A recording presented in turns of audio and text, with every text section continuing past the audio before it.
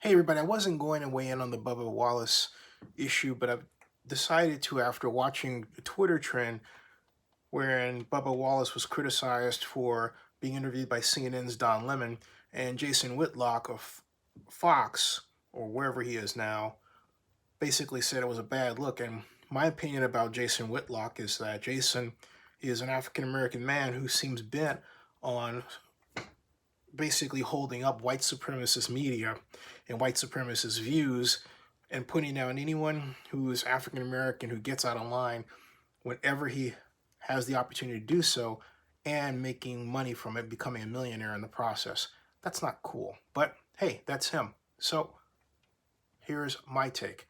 First of all, the reason why the title refers to white media racism is because the real issue in the Bubba Wallace Noose problem that's completely masked is the fact that centuries of racism and symbols of racism, like the hangman noose, conspire to make even a simple object, a simple assembly of rope, look like something dangerous and offensive to someone black. So just because the FBI, which I might add is Trump ran, comes along and says, well, you know, this rope was here before and going all the way back to October 19th, and the only reason that it was thought of as a noose is because Bubba Wallace was in it, doesn't explain away the fact that not just Wallace, but a number of people thought the same thing, nor does it begin to explain how it really got there and who placed it there. An answer that is not publicly known to this point and should be. If we had a healthy media that told us that story, even in one corner of it, we have a different view by now. And that's why there's an emerging black media. And that's why I created Zinni 62 Media Incorporated. But I digress. To think that, oh, everything is okay. Oh, my Lord, we're so happy this is over because seemingly NASCAR was exonerated and everyone was able to come out and feel great because this news problem wasn't, according to the FBI, a news problem doesn't mean a problem didn't exist. The simple fact that it caused the kind of reaction we saw, and the simple fact that at the NASCAR at Talladega, you had people flying Confederate flags around the arena, yeah, but not in it, means that the problem still exists for a number of people. I've said it before, and I'll say it again. For me, the Confederate flag meant the Dukes of Hazzard and Daisy Duke. Because at that time, there wasn't anybody pushing the idea that the Confederate flag was a symbol of white supremacy in my face. It wasn't until I got older and the United States became tighter with its money and more stingy in terms of who got basic jobs to feed their family in terms of race, okay, that people begin to act out their racism and use white people and use the Confederate flag as an instrument to do so. And by that, I don't mean all white people. There were groups of people in the South who understood that the Confederate flag could very well be used as simply a branding symbol to show Southern life, Southern hospitality, Southern culture. In other words, they were trying to make it a positive. And I get that, okay? But their actions were far outweighed and continue to be far outweighed by people who have this psychotic idea that they have to present the view that they think that they're better than you, even though in point of fact, they're not, and really no one is better than the next person. But I digress again.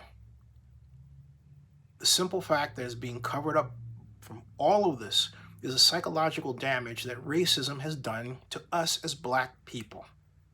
I repeat, the simple problem that is being covered up in all of this and the white media's ignorance in this, complicit by some people like the Jason Whitlocks of the world, is the fact that racism has so negatively impacted African Americans that something like a rope tied a certain way would appear to be a hangman noose.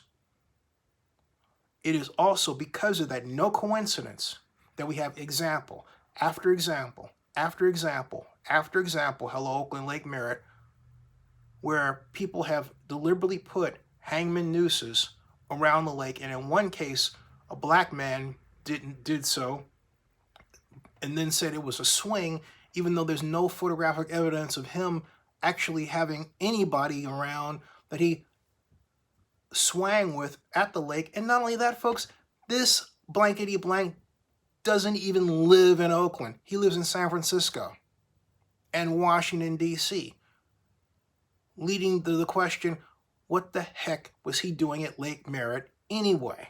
Really?